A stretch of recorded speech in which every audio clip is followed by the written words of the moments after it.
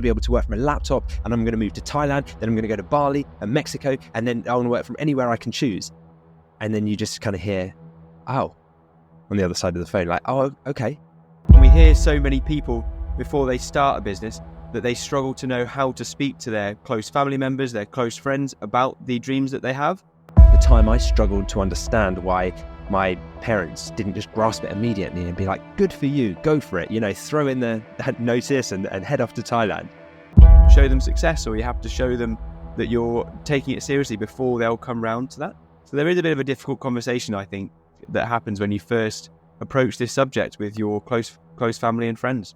Personally, should I not? And having a sounding board there, having a partner who's there with you really helps in those early days. And it became one of my biggest strengths, actually, having somebody in my corner that I knew I could always rely on. Like they say, don't tell people your plans, just show them your result.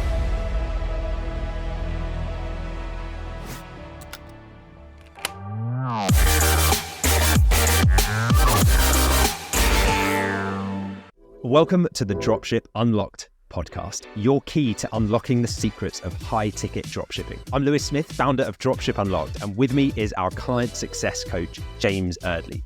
Now, when we're not recording podcast episodes, we're running our own e-commerce businesses and helping aspiring entrepreneurs launch their own high-ticket dropshipping businesses. So if you're ready to learn how to build your own 6 or even 7-figure business, pick up a copy of my book, The Home Turf Advantage, whether you're looking to replace your income or launch a side hustle.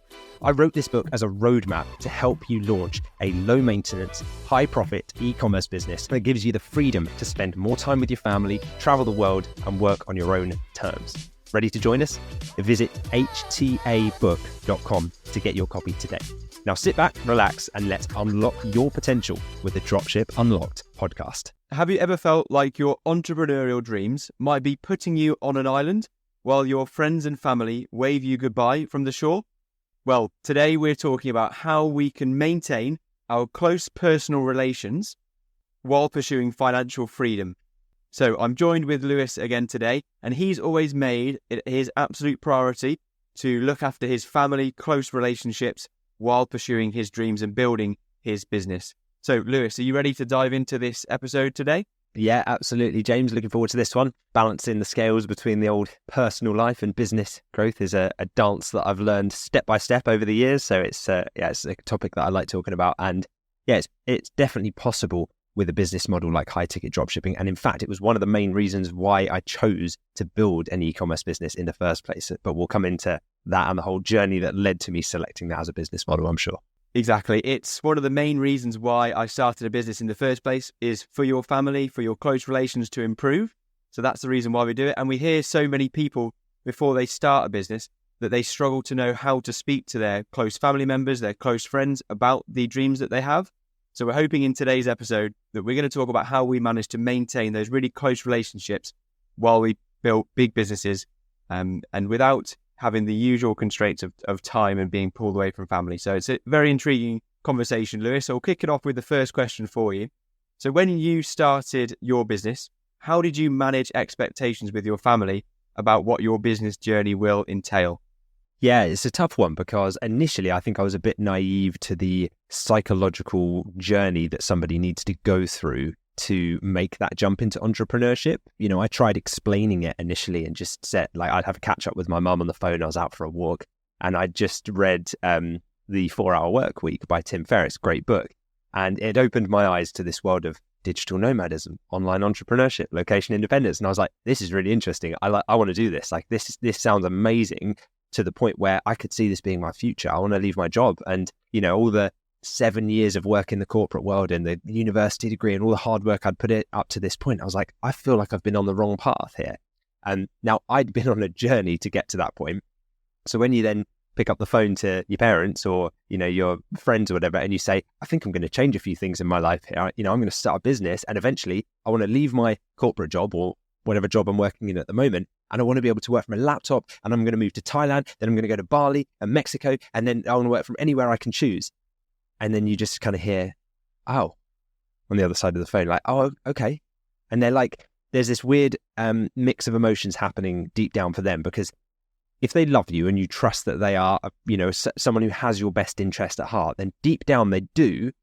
But in order to have your best interest at heart, what they believe the best thing to do is to minimize what they perceive as your risk, right? So they're looking at all of these great, amazing ideas that you've got and thinking, are you potentially a bit delusional? And like, we don't want to see you give up all of this stability, the gold standard pension, hand back the company car, like all of the nice house, the mortgage you've got, and then just suddenly fall flat on your face in a few months when it doesn't work. Because I think, especially from the people of a previous generation, our parents' generation, it was very common for people to join a company and then work for 40 years in that company and stay there for their whole career, right? I think in this day and age, that just doesn't really happen anywhere near as often.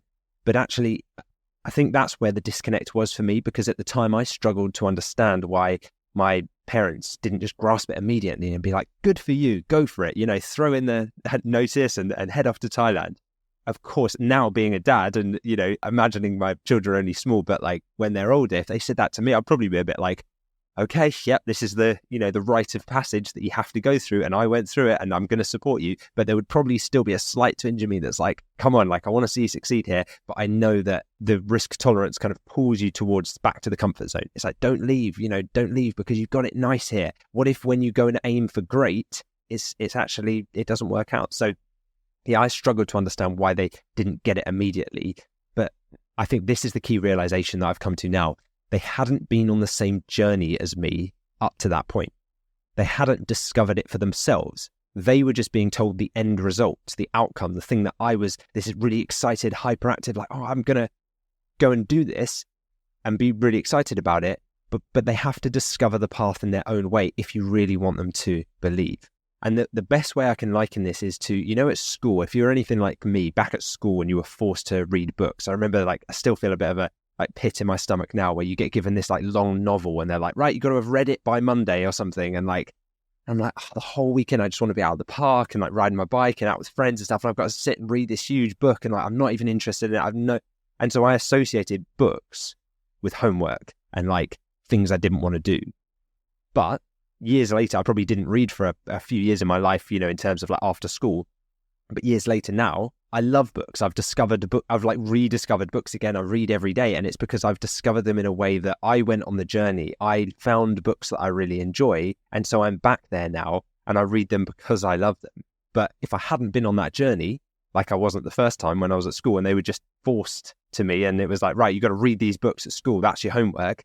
Of course, I didn't like it because it was like, change to my routine, change to my hobbies, so it was just forced on me, right? So that's the thing you have to consider. Let them discover it for themselves and you can guide them. You can provide them materials and say, would you do me a favor? Just listen to this podcast. Tell me what you think. Let them go on the journey a little bit as well. Yeah, it's interesting. There has to be a journey that you go on, like with that perfect story where you didn't like books, but now, 5 years later, it's completely unrecognizable from where you used to be, perhaps, or back further than that when you were at school.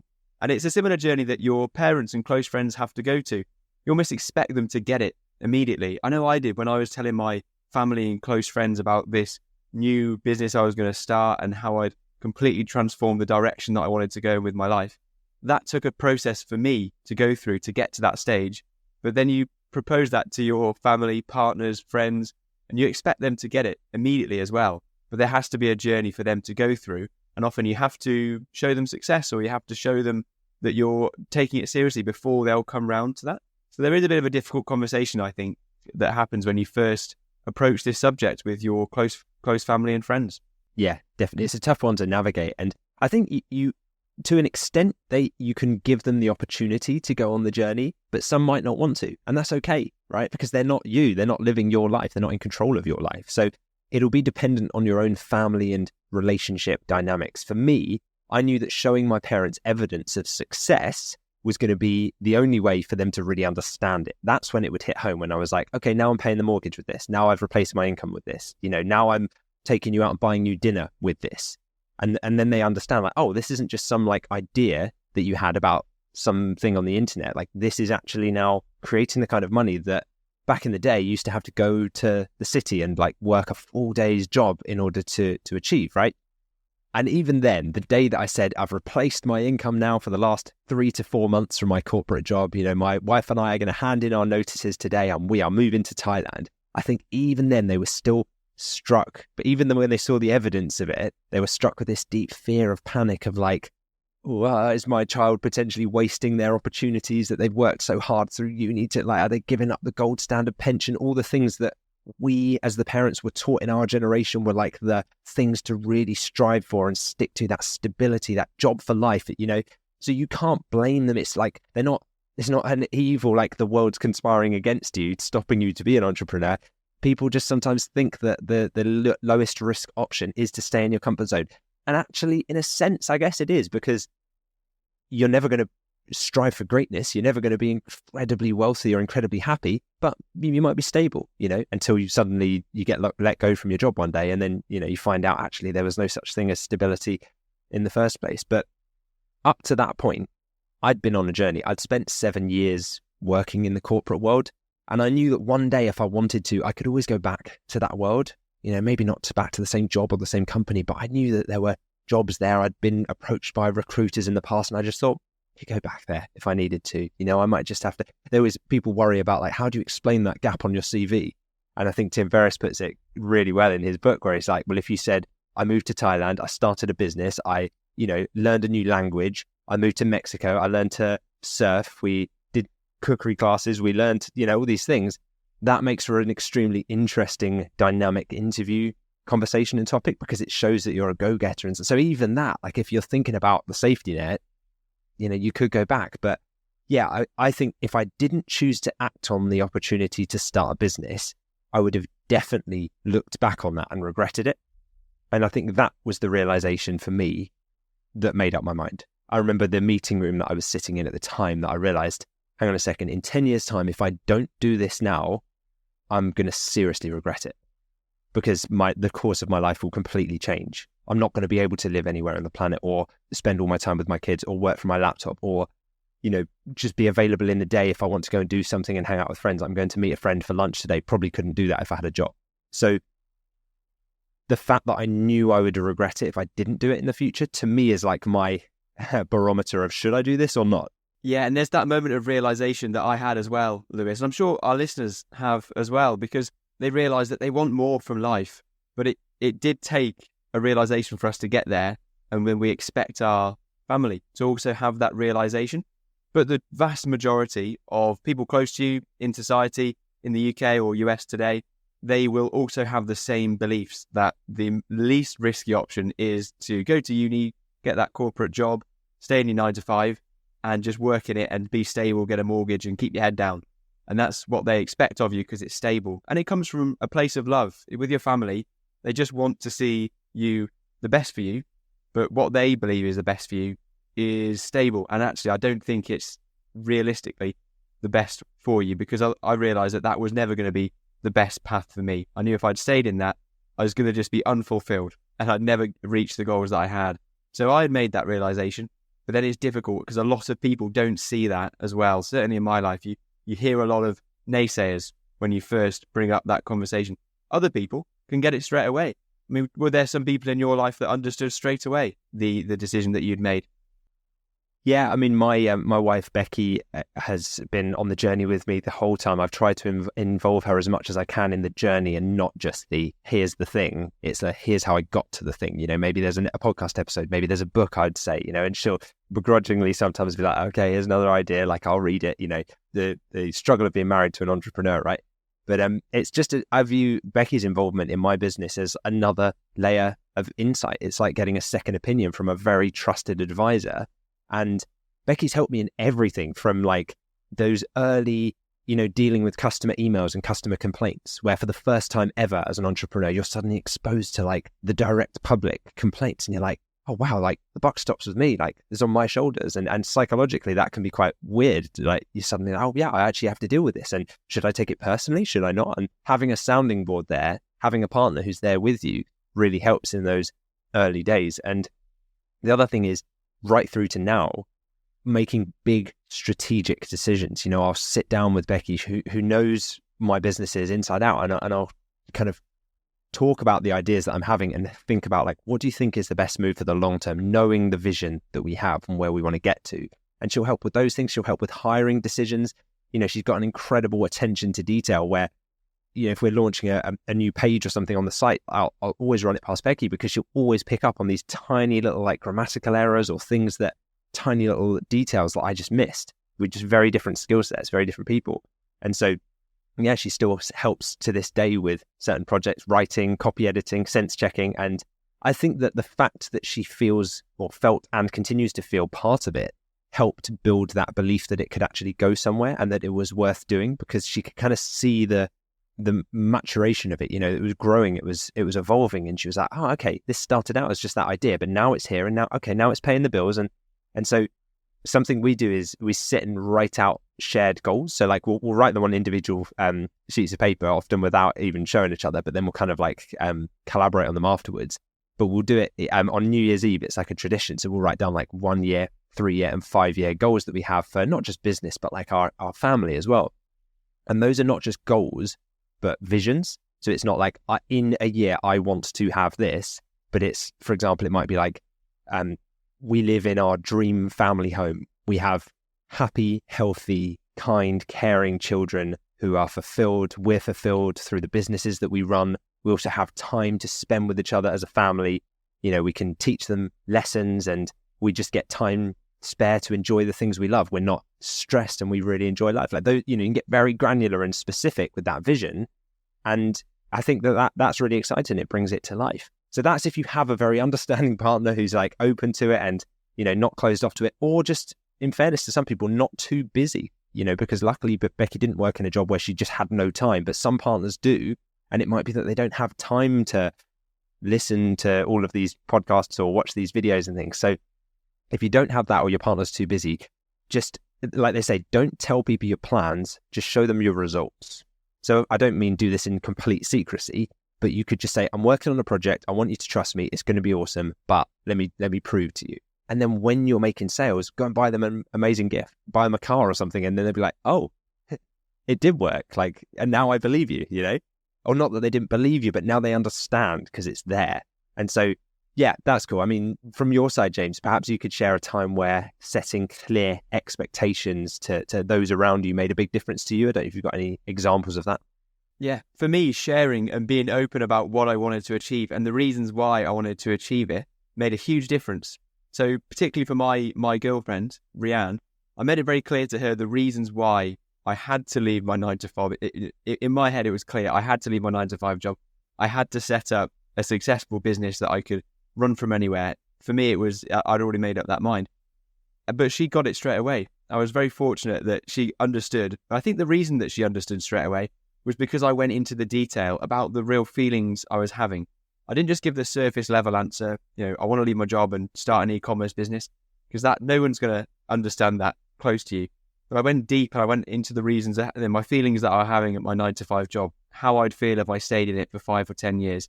And then the opportunities that lie on the other side of growing a business and making the family life so much better for us and our future being so much more exciting. And once you really open up about your feelings and the plans and the goals you've got, they get it. They get it so much more. And I think that would be my advice to other people would be to really share the feelings that you've got. Don't give them the surface level answer. When I was to really give the true reason to the feelings that I was having and the thoughts I was having, much quicker to understand the reasons why I really wanted to get started. And just like you, Lewis, I was very, very fortunate that she was on board. And then I had that huge advantage where I had somebody else to share my experiences with, share my obstacles with, and grow with and learn with. And that was a real advantage to get people on board around you, helping you, pushing you in the right direction and growing with you. And it became one of my biggest strengths, actually, having somebody in my corner that I knew I could always rely on. So what are some of your strategies in getting your spouse or your family involved with the decisions that you're making? Yeah, there are a few things you can do. So consider making business decisions. Like imagine if you were booking a holiday, right? You're booking a holiday destination.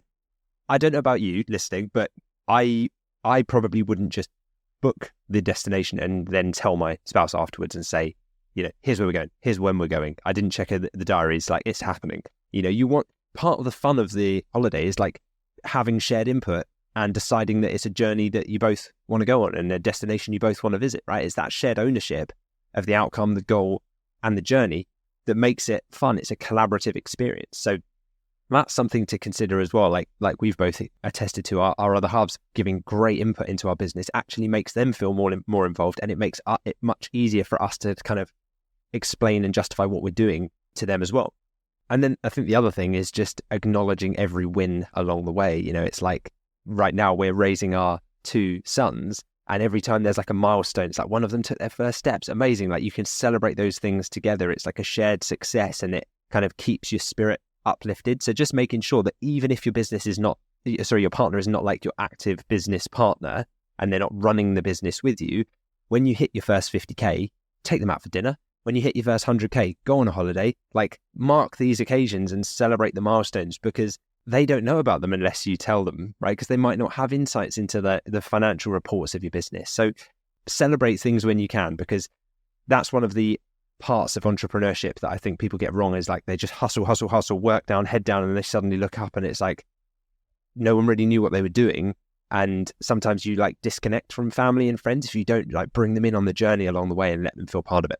Well, that's often the reason why people cite they start an e-commerce business in the first place, is to improve their lives with their family, with their partners, and give them freedom and spend time that, with their families, with their partners, and do things that they've always wanted to do.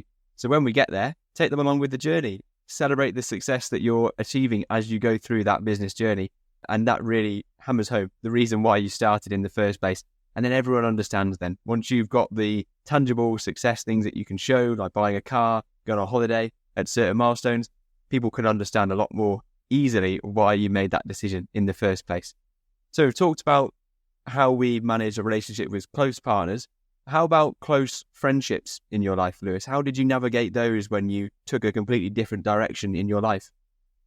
Yeah, this is something that I'm not great at, so I'm possibly not the best person to even advise on this, because I'm not very good at at proactively checking in with friends. Like with my friends, they're the kind of friends where you could pick up the phone to them having not spoken to them in 2 years, and we'd still get on exactly the same as we did 2 years ago. So, and I think that's the sign of a great friend, right?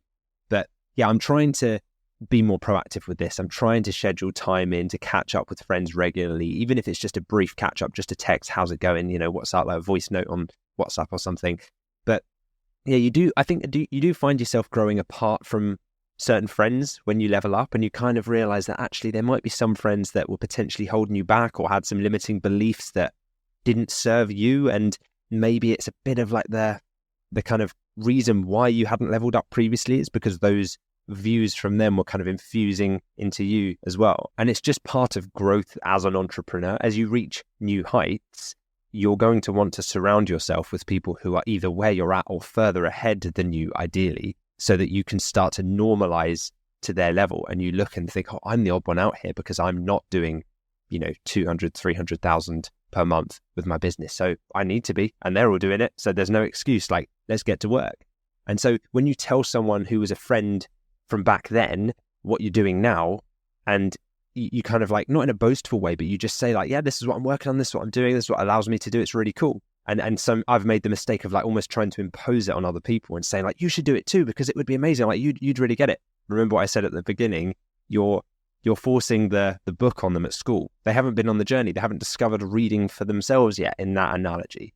So when they roll their eyes at you, or it's like, okay, like, here he goes again, or there's like that, oh, it's all right for some, that kind of like little subtle passive aggressive tone that you hear from some people, or even they just glaze over and they're like, oh, I don't know what you're talking about.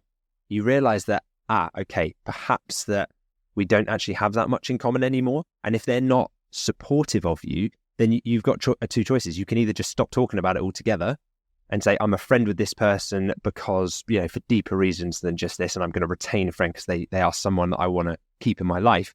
Or maybe not, and that's okay. You can fly the nest. They will find other friends. But I think running a business might mean that you've got a bit less time for those nights out at the club or the pub or whatever, or the bar. And actually, I think I didn't realize this until quite far into my entrepreneurial journey, but one of the best things you can do to increase your focus and ensure success with your business is just to cut back on that stuff. And it might sound weird because you're like, well, I really enjoy that stuff. But then you find enjoyment in other things once your business is thriving and allows you to do things that allow you to operate at a higher level. So it's difficult to explain if I was talking to the former me now who liked to go out to bars and clubs and stuff all the time, like one of the best ways to make more money is just stop drinking alcohol. And it's like, it sounds crazy, but the secondary effects that come from that are incredible. It's not just about like, oh, you wake up without a hangover. It's about you wake up without a hangover, therefore you get 10 times more work done the next day, which means you make way more money, which means you can then go on nicer holidays and enjoy it, and you're healthier. And like, there's so many secondary, tertiary benefits that come from it. So, that's just my view, but that's probably for another whole episode, isn't it? But I think the thing to remember is if your friends aren't on board with your goals, sometimes we've just got to make the sacrifices like that to become the person that we want to be. You've got to ask yourself, is it more important to me to remain in this friendship group with these people whose maybe limiting beliefs are holding me back? Is that more important? Or is it more important for me to level up and create a life for my family that means we'll never look back and regret the move that we made? And I know which one it was for me. And there are certain friends that I still keep in touch with and that, are also very ambitious and would level up with me. But if you need to find new friends that you're aligned with, that's okay. You'll find people who are on the same path as you, and you can normalize that result by getting around them, joining a tribe of people like that. I completely agree. I think you learn who your friends are, you learn who's got your best interests at heart when you first tell people about your goals and the different direction that you've gone into. So it's important to have those conversations, and it's important to get yourself surrounded by the people that you want to emulate, the people that you want to be like. They say if you're in a room with 5 millionaires, then you'll become the 6th. Or if you're in a room with 5 alcoholics, then again, you'll become the 6th. It's whoever you surround yourself with, that's the direction that you'll go. And with close friendships, and when we manage our close friendships, obviously we don't want to cut people away that we've been friends with for years, but at the same time, there is a time and a place where you need to realize who's got your best interests at heart and who's going to allow you to get to the levels that you want to get to in life. And that's especially important when we first get started. And that's when you'll hear the most queries and the quibbles from those people around you that are friends. And actually, while we're talking about getting started, a good episode that I can recommend for you if you want to know how to get started and you've got zero experience would be episode 27 of the podcast, where we talked exactly about how to launch a dropshipping business without having any prior experience. So if you don't have people around you that have built a dropshipping business before and you don't have any experience yourself, then I definitely recommend listening to that episode, number 27, for those insights for beginning your journey. So Lewis, how do you personally balance the pursuit of financial freedom while maintaining genuine personal relationships? Well, I've always prioritized the people who are closest to me. And I think I've always been very transparent about my business goals. Like I said, I try to bring them along the journey with me. I let my family see not just what I've done, but what I'm doing as well, what I'm working towards. And sometimes they won't buy into it, and that's okay. They'll say like, I don't really understand that, but I think now I've proven it with enough results and enough evidence for them to trust that even if they don't get it, what I'm working on strategically makes sense, for the direction that we're going in. But for me, it's always been about integrating my business goals with my personal life. Some people talk about like work-life balance, but for me, it's not so much about choosing one over the other, because one of the things that I like talking about most with friends, believe it or not, is business. It just is something, it's a topic that lights me up because I love it, especially online business, digital marketing, entrepreneurship, like that kind of stuff. I love it. If we're out on a night out and talking about that, it might sound weird to some people because they'd be like, oh God, stop talking shop all the time, But if you actually enjoy that stuff, and there's friends that you have surrounded yourself with too, and it energizes you all, and you're like, yeah, I mean, of course we'll talk about other stuff as well, but it's not like we walk into a room and it's a forbidden topic, because it's a social occasion, and in social occasions, we don't talk about work. I think the boundaries are a bit more grey than that. I don't think that there's anything wrong with that. I do try to set clear boundaries with my time if possible. So like time with family and friends, sometimes I'll find that like work, creeps into those, not because it has to, but because I love what I do, and I find myself being lured into doing things and checking on the business and checking on how things are going and what's going on, new projects we're working on, whilst with the family sometimes. And so it does start to steal a bit of time. So I'm trying to get more strict with that now and set those clear time boundaries. So I'm like, nope, right now I'm with the children or I'm with my wife, and this is what, we're going to go out and do this for a day, and it's not going to be anything to do with business. And one of the benefits of doing that is you can do that on like weekdays when you have young kids and you're an entrepreneur, where things are a lot less busy, and so you can go and enjoy things without having to do it at the weekends like everybody else does. But yeah, I try and make clear why I'm doing what I'm doing to all of them, so that I can explain how it will improve all of our lives together. And it's not just a selfish pursuit that, oh, okay, he's off doing his business thing again for selfish reasons. I'm like, no, I'm bringing you all up with me. Like, this is the point of it, of the whole thing, that you guys are my why as to why I'm doing this. And that's how you get people on board with you. You want to have some close people around you on board, but at the same time, if there are people around you that just don't understand what you are doing, then you might need to just cut ties with certain people, or just have a time out from certain people. If you're hearing the sort of things that I heard when I first started, you'd hear a lot of people saying, oh, well, if it doesn't work, at least you'll have your job to go back to. And it was that indirect assumption that it wouldn't work. And for those people around me that were saying that, I didn't want to hear it. I knew in my mind that I was going to succeed, and I didn't want anyone trying to get into me and penetrate my mind, being so clear on the success that I was going to achieve. It was dangerous for me to do that too much. So I was very critical of people with those sort of attitudes around me, because I needed to have the right mindset going into those goals. And oftentimes, when you try and tell people around you that you want to start an entrepreneurial pursuit, what I certainly had a lot of the time was I was speaking to people that had never done an entrepreneurial pursuit before. They'd never started their own business. They didn't know what e-commerce was. And so for them, the advice that they were giving me about don't worry if it doesn't work was coming from a position of lack of experience. They hadn't done that themselves, and they would never do it themselves. And that's no problem on their part at all. It's just when you take advice from people who have never done the journey that you want to do before, you always have to take that with a pinch of salt. I was always trying to only really take the advice that I would listen to from people that were in a position that I genuinely wanted to be in 5 years' time, in 10 years' time.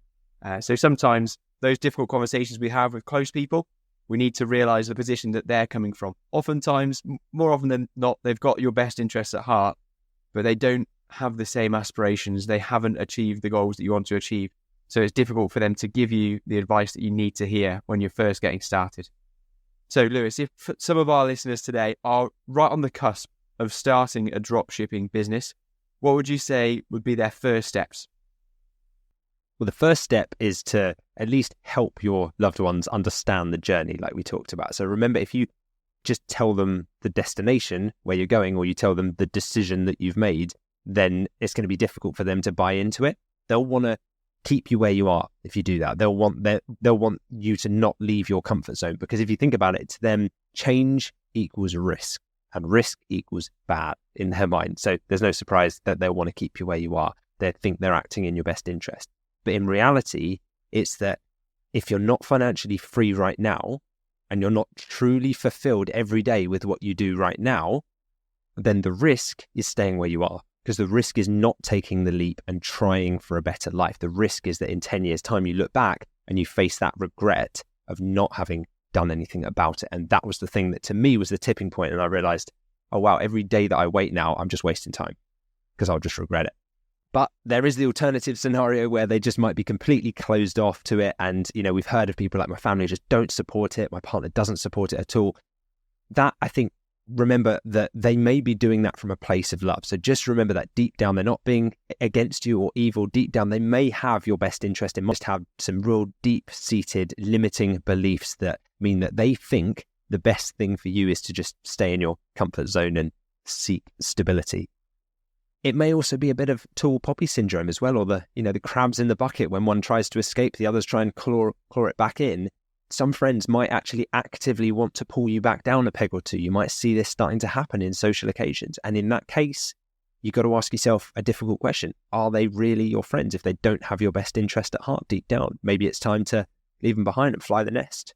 But usually those same people telling you why it can't be done, when you discover something like e-commerce, dropshipping and digital nomadism, and you think, I want to do this.